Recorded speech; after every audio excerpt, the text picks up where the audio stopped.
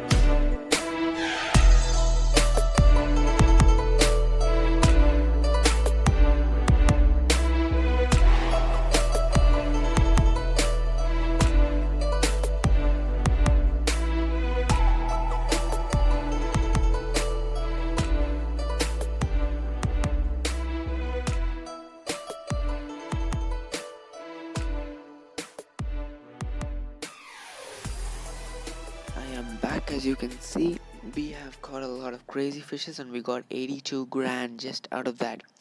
It was day 300. I mean, it was actually a fun day. We caught 56,000 just by the killer whales. The killer whales are the way to go, and you can watch an ad if you want 41,000 extra. So yeah, if you just want. The first thing, I hate ads myself. I don't watch them. And by the way, the peddler has arrived. Okay, guys, hope you guys had fun. That was day 300. I mean, it's not that great, but it was really good. I liked it. Hope you guys had fun. I will see you guys in the next video. Stay fun, stay healthy, stay at home. Bye bye.